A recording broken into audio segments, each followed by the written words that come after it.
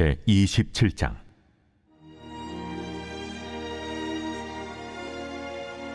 여호와의 말씀이 내게 임하여 이르시되, 인자야, 너는 두로를 위하여 슬픈 노래를 지으라.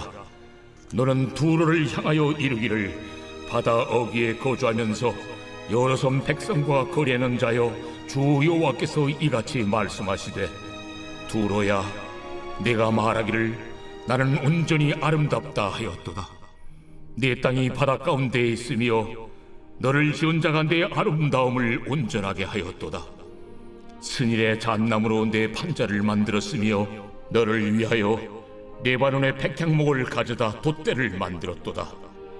바산의 상수리 나무로 내 노를 만들었으며 기띔섬 황양목의 상아로 꾸며 갑판을 만들었도다. 애굽에 수놓은 가는 배로 돛을 만들어 깃발을 삼았으며 엘리사섬의 청색 자색 배로 차이를 만들었도다. 시돈과 아루와 주민들이 내 사공이 되었으며 두로야, 내 가운데 있는 지혜자들이 내 선장이 되었도다. 그발의 노인들과 지혜자들이 내 가운데서 배 틈을 막는 자가 되었으며 바다의 모든 배와 그 사공들은 내 가운데서 무역하였도다. 바사와 룻과 붓이 내 군대 가운데서 병정이 되었으며 내 가운데서 방패와 투구를 달아 내 영광을 나타냈도다. 아르와 사람과 네 군대는 내 사방성 위에 있었고 용사들은 내 여러 망대에 있었으며 내 사방성 위에 방패를 달아 내 아름다움을 온전하게 하였도다.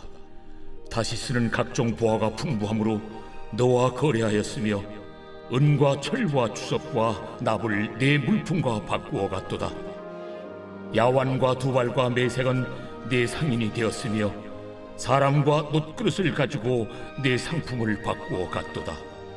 도갈마 족속은 말과 군마와 노새를 내 물품과 바꾸었으며 드단 사람은 내 상인이 되었으며 여러 섬이 너와 거래하여 상아와 박달나무를 내 물품과 바꾸어 갔도다.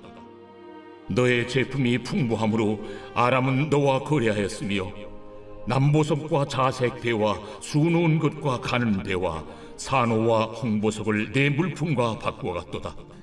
유다와 이스라엘 땅 사람이 내 상인이 되었으며 믿는 밀과 과자와 꿀과 기름과 유향을 내 물품과 바꾸어 갔도다. 너의 제품이 많고 각종 부하가 풍부함으로 다메섹이 너와 거래하였으며 헬본 포도주와 흰 양털을 너와 거래하였도다. 오단과 야완은 길쌈하는 실로 내 물품을 거래하였으며 가공한 쇠와 괴피와 대나무 제품이 내 상품 중에 있었도다. 드다는 내 상인이 되었으며 말을 탈 때 까는 천을 너와 거래하였도다. 아라비아와 게달의 모든 고관은 내 손아래 상인이 되어 어린 양과 순양과 염소들 그것으로 너와 거래하였도다. 스바와 라마의 상인들도 너의 상인들이 되며 각종 극상품 향재료와 각종 보석과 황금으로 내 물품을 바꾸어 갔도다. 하란과 간네와 에덴과 스바와 아수르와 길맛의 장사꾼들도 너의 상인들이라. 이들이 아름다운 물품 곧 청색 옷과 수놓은 물품과 빛난 옷을 백향목 상자에 담고 노끈으로 묶어가지고 너와 거래하여 내 물품을 바꾸어 갔도다. 다시스의 배는 때를 지어 내 화물을 나르니 내가 바다 중심에서 풍부하여 영화가 매우 크도다. 내 사공이 너를 인도하여 큰 물에 이르게 하며 동풍이 바다 한가운데서 너를 무찔렀도다. 내 재물과 상품과 바꾼 물건과 내 사공과 선장과 내 배의 틈을 막는 자와 내 상인과 내 가운데 있는 모든 용사와 내 가운데 있는 모든 무리가 내가 패망하는 날에 다 바다 한가운데에 빠질 것이며 내 선장이 부르짖는 소리에 물결이 흔들리리로다. 노를 잡은 모든 자와 사공과 바다의 선장들이 다 배에서 내려 언덕에 서서 너를 위하여 크게 소리질러 통곡하고 티끌을 머리에 덮었으며 제 가운데에 뒹굴며 그들이 다 너를 위하여 머리털을 밀고 굵은 배로 띠를 띠고 마음이 아프게 슬피 통곡하리로다. 그들이 통곡할 때 너를 위하여 슬픈 노래를 불러 애도하여 말하기를 두로와 같이 바다 가운데서 적막한 자 누구인고 내 물품을 바다로 실어낼 때에 네가 여러 백성을 풍족하게 하였으며 내 재물과 무역품이 많으므로 세상 왕들을 풍부하게 하였었도다. 내가 바다 깊은 데에서 파선한 때에 내 무역품과 내 승객이 다 빠졌으며 섬의 주민들이 너로 말미암아 놀라고 왕들이 심히 두려워하여 얼굴에 근심이 가득하도다. 많은 민족의 상인들이 다 너를 비웃으며 네가 공포의 대상이 되고 내가 영원히 다시 잊지 못하리라 하셨느니라. 오늘의 말씀 에스겔 27장의 말씀입니다. 27장은 전체가 두로를 위한 애가입니다. 26장에서는 두로의 파멸을 예언했다면 27장은 하나님의 지시에 따라 두로를 위한 애가를 지어 부르고 있습니다. 애가는 사람이 죽었을 때 부르는 노래입니다. 그런데 에스겔이 이 애가를 지어 부를 때는 예루살렘이 함락된 직후로서 두로가 멸망하기 전까지는 10년 이상의 기간이 남아 있었습니다. 그러니 에스겔이 애가를 지어 부른 것은 현실적으로는 맞지 않는 일입니다. 에스겔이 애가를 지어 부를 당시만 해도 두로는 멸망할 기미가 전혀 보이지 않았기 때문입니다. 오히려 두로는 무역경제 상대자인 예루살렘이 멸망함으로 말미암아 더욱 번영하여 기뻐하였습니다. 1절에서 25절 내용만 봐도 애가가 선포될 당시 두로는 더욱 큰 부여와 영광을 누리고 있었다는 것을 알 수 있습니다.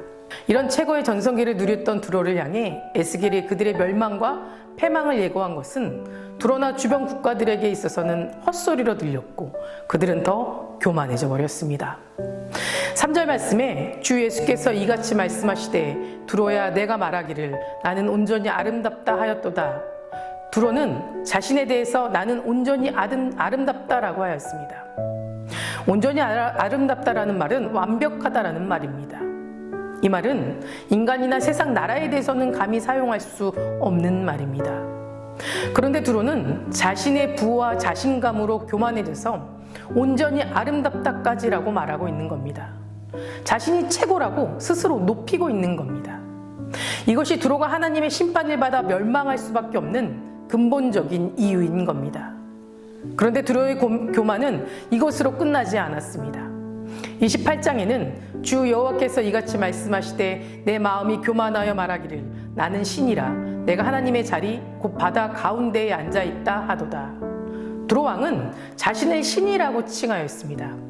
자신이 하나님 자리에 앉아있다라고 말하는 겁니다. 또한 바다 가운데 앉아있다라는 말로 두로 자신이 세상의 주권자라고 말하고 있는 겁니다. 이것이 무엇입니까? 자신이 하나님처럼 세상을 지배하고 있다라는 말입니다. 얼마나 어리석고 교만합니까? 이 두로 왕이 자신을 하나님으로 선언한 것은 그들이 멸망할 수밖에 없는, 그 멸망을 피해갈 수 없는 교만의 극치입니다. 결국 이 교만 때문에 두로는 하나님의 심판을 받고 자취를 찾아볼 수 없게 철저하게 멸망당한 겁니다. 36절 말씀을 보겠습니다. 많은 민족의 상인들이 다 너를 비웃으며 내가 공포의 대상이 되고 내가 영원히 다시 잊지 못하리라.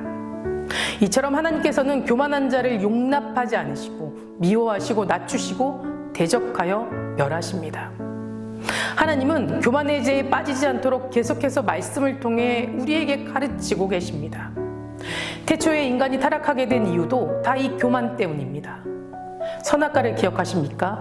이 선악과를 통해서 우리에게 주신 이유가 무엇입니까? 그것은 죄의 올무가 아니라 축복이고 선물이었습니다. 인간은 선악과를 보면서 부족함이 없는 풍족한 은혜를 채워주시는 주님께 감사하고 또 창조주이신 하나님과 내 자신의 차이만 알면 됩니다. 인간이 넘지 말아야 할 선을 지키며 감사하면 됩니다. 그러나 인간이 교만 때문에 그 은혜를 넘어서 버린 겁니다. 또 하나는 바벨탑 사건이 있습니다. 인간이 문명을 이루고 힘이 강성해지자 사람들은 교만해져서 우리 이름을 내고 온 지면에 흩어짐을 면하려고 라고 했습니다. 하나님의 이름 대신 자신의 이름을 높여 하나님과 같아지려는 이들의 교만 때문에 결국 하나님은 그들을 심판할 수밖에 없었습니다. 교만은 이렇듯 하나님의 심판을 면치 못하는 큰 죄임을 알아야 합니다. 에덴 동산에서 하와를 유혹했던 뱀, 오늘날에도 그 마귀는 우리를 계속 유혹합니다. 마귀는 우리가 교만의 죄에 걸려 넘어질 수만 있다면 다른 것들은 쉽게 양보할 수 있다는 것을 우리는 기억해야 합니다. 그렇다면 우리가 이 교만을 이길 수 있는 방법은 없는 것일까요? 있습니다. 이 교만을 이기는 길은 자기 실상을 바로 보면 됩니다. 우리 자신의 진짜 모습이 어떤 모습인지 보면 됩니다. 그런데 문제는 우리는 지금까지 세상의 기준으로 세상의 겨울로만 내 자신을 바라보았다는 겁니다. 그런데 세상의 기준, 세상의 거울은 이미 오염되었습니다. 이미 더러워진 거울로 내 진짜 모습을 볼 수가 없다라는 겁니다. 흔히 우리는 세상의 기준으로 자신의 행위를 조명해서 별 문제가 없으면 도덕적이라고 생각하고 심지어 덜 악한 것을 선한 것이라고 판단해버립니다. 그러나 이것은 우리의 실상이 아닙니다. 우리는 반드시 말씀이라는 거울을 통해서 우리의 삶을 비춰봄으로 내 자신의 실상을 바로 볼 수 있어야 합니다. 늘 말씀으로 깨어 있어서 교만한 마음을 품지 않고 하나님을 절대 주권자로 인정하여 항상 겸손한 자세로 살아가야 합니다. 사랑하는 성도 여러분, 우리 모두 죽을 죄인입니다. 하나님의 전적인 은혜가 없었다면 모두가 다 죄의 심판을 면치 못할 죄인 중에 괴수였습니다. 자격 없는 우리, 도무지 은혜와는 전혀 상관이 없는 우리들이 하나님의 축복으로 구원받은 것이지 결코 내 힘과 능력이 아님을 늘 기억하시기 바랍니다. 우리는 영적 교만에 빠지지 않도록 하나님의 은혜에 집중하는 저와 여러분 되시기를 간절히 소망합니다. 기도하시겠습니다. 오늘은 목요일입니다. 목요일의 공동기도 제목은 다음 세대와 가정을 위해 기도하시겠습니다. 먼저 예배의 자리를 떠나지 않도록 기도해 주시고 가정 예배가 회복되고 세워질 수 있도록 기도해 주시기 바랍니다. 사랑과 은혜가 충만하신 하나님, 오늘 하루도 나의 모든 것 주님께 맡기며 나아갑니다. 하나님 보시기에 가치 있는 인생 되기를 소망합니다. 하나님께서 원하시는 성령의 열매를 맺는 귀한 삶으로 살아가기를 원합니다. 주님 인도하여 주시고 하나님 앞에 귀한 자 되게 하여 주시옵소서.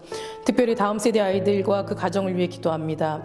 다음 세대 아이들에게 주님 축복을 더하여 주시옵소서. 강팍한 세상 가운데 진리 되시는 하나님 안에 소망을 품고 살아가게 인도하여 주시고 옳은 길, 선한 길을 걸어갈 수 있도록 도와주시옵소서. 어떻게 살아가야 할지 몰라 방황하는 아이들에게 주님 말씀으로 가르쳐 주시고 예배를 사모하고 지켜나갈 수 있도록 그들의 믿음을 지켜 주시옵소서.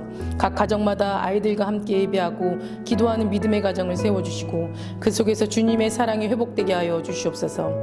담임 목사님 말씀의 능력을 넘치게 부어주셔서 말씀을 선포하실 때마다 죽은 영혼이 살아나고 병든 자들이 나음을 받는 역사가 일어나게 하여 주시옵소서.